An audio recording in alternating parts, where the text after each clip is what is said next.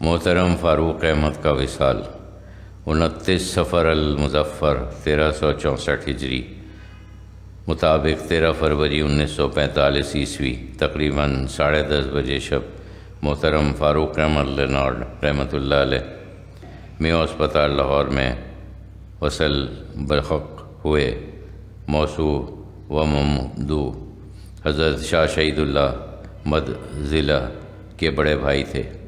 جنوری 1945 میں آپ مرض نمونیا میں مبتلا ہوئے۔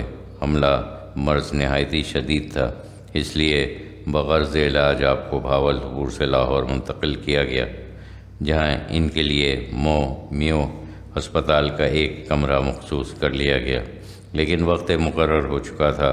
رحمت عیزدی بلاوا دینے پہنچ گئی، معالج امراض بے بس ہو گئے۔ حضرت شاہ شہید اللہ سر آنے کے قریب کرسی پر تشریف فرما ہیں۔ فاروق احمد صاحب کی آنکھیں بند ہیں، غشی طاری ہے۔ تقریباً 10 گھنٹے یہ حالت رہی۔ اس موقع پر لاہور والے ڈاکٹر جلال الدین ڈینٹسٹ کے صاحبزادے ڈاکٹر بشیر جو وہاں موجود تھے، انہوں نے حضرت شاہ شہید اللہ کو اپنے گھر چلنے کی لیے اصرار کیا۔ مجبور ہو کر موصوین کے ساتھ چلے گئے۔ ان کا مکان قریبی تھا۔ گھر پہنچتے ہی ٹیلی فون آیا، فوراً واپس آئیے۔ جب واپس آئے تو فاروق احمد صاحب رحمۃ اللہ علیہ کا وصال ہو چکا تھا۔ لوگوں نے بیان کیا، جب حضرت شہید اللہ صاحب باہر گئے تو انہوں نے آنکھیں کھول کر اپنے بھائی کی کرسی کی طرف دیکھا اور پھر آنکھیں بند کر کے جاں بحق ہو گئے۔ انا للہ و انا الیہ راجعون۔ حضرت شاہ شہید اللہ صاحب کہتے ہیں، میں نے بہت غور کیا کہ 10 گھنٹے بے ہوش رہنے کے بعد آخری وقت میں آنکھیں کھولنے کا کیا مطلب ہو سکتا ہے۔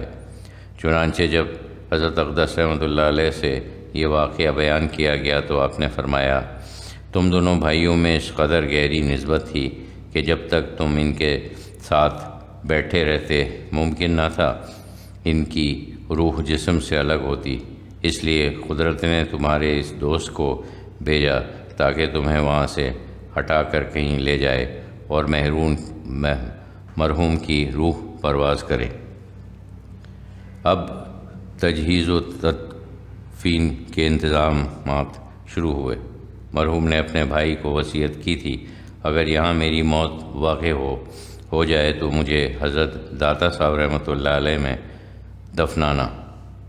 حضرت شاہ شہید اللہ صاحب نے ان کی اس وصیت کا اظہار کیا، لیکن زائرین نے انتہائی معذرت کے ساتھ اپنی مجبوری کا اظہار کیا۔ کسی نے کہا کہ یہ ناممکنات میں سے ہے، کسی نے کہا بہت مشکل ہے، ہزاروں روپے لیتے ہیں جب اجازت دیتے ہیں۔ غرض یہ کہ میاں میر رحمۃ اللہ علیہ میں قبر کا انتظام کیا گیا، لیکن تصرفات اولیاء اللہ کے قربان جائیے کہ اپنے اس غریب الدیار مخلصین کو کس شان سے نوازا۔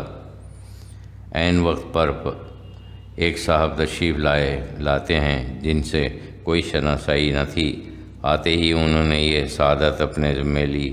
آستانہ داتا صاحب رحمۃ اللہ علیہ کی ذمہ دار منتظمین سے ٹیلی فون پر بات چیت کی، کسی نے کوئی تعرض نہ کیا اور نہایتی آسانی سے حضرت مخدوم علی حجویری داتا گنج بخش رحمۃ اللہ علیہ کے قدموں میں حضرت اقدس رحمۃ اللہ علیہ کے دلار فاروق کے لیے روضۃ من ریاض جنہ کا انتظام ہو گیا۔ فالحمد للہ علی ذالک۔ اور ایسا کیوں نہ ہوتا، گمراہیوں کے پردے تو حضرت داتا صاحب رحمۃ اللہ علیہ کی گرانما تصنیف کشف المحجوب ہی نے اٹھائے تھے۔ صراط مستقیم کا انکشاف تو اسی کتاب کے انگریزی ترجمے کی بدولت ہوا تھا، یعنی کشف المحجوب ہی آپ کے اسلام قبول کرنے کا باعث ہوئی، اور شیخ کا انتخاب بھی اسی شمع کی روشنی میں کیا گیا۔ گنج بخش فیض عالم مظہر نور خدا، ناقصاں را پیر کاملاں را رہنما۔ محروم کو حضرت عطا صاحب رحمۃ اللہ علیہ سے والہانہ حقیقت تھی۔ ایک مرتبہ ایک کر حضرت واحد بخش ربانی رحمۃ اللہ علیہ اپنے سفر لاہور کے تاثرات بیان کر رہا تھا۔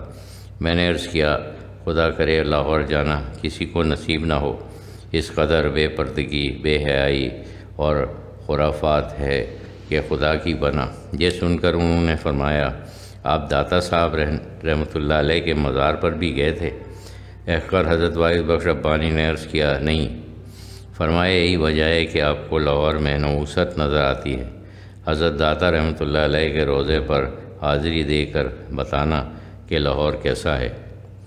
غرض یہ کہ اس مرد میدان والد کے جنازہ میں شہر کے بیشتر خاص و عام نے شرکت کی اور ایک جمع غفیر کے ہمراہ بڑی آن بان کے ساتھ تقریباً 10 بجے صبح مظہر نور خدا حضرت گنج بخش رحمۃ اللہ علیہ کے آستانہ عالیہ پر پہنچا۔ آپ کی تازگی ایمان کے لیے ایک خاص بات عرض کر دوں جسے ہزاروں آدمیوں نے دیکھا، جس کی اشاعت قریب قریب لاہور کے تمام اخبارات و بعض رسائل میں ہو چکی ہے۔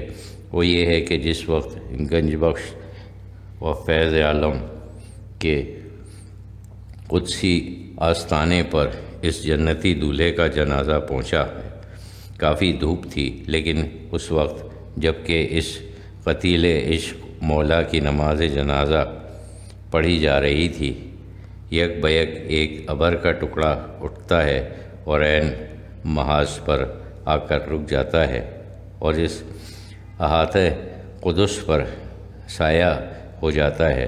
نماز جنازہ کے بعد چونکہ قبر کی تیاری میں کچھ دیر تھی، جنازہ تسبیح خانے میں رکھا گیا۔ اب قبر قریب قریب تیار ہو چکی تھی، جنازہ اٹھایا جا رہا تھا کہ ابر رحمت کی فوار شروع ہو گئی، اور پھر لطف یہ کہ لاہور بھر میں صرف اسی خطہ مقدسہ پر 2.5 سے 3 منٹ تک ترشح ہوتا رہا۔ سچ ہے، پیا جسے چاہے وہی سہاگن کہلائے۔